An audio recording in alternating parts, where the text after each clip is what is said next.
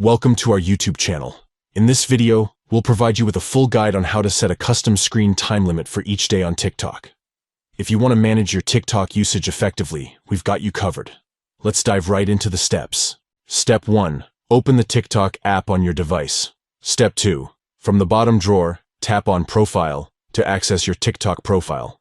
Step 3. In the top right corner, you'll see 3 stacked lines. Tap on them to open the menu options. Step 4.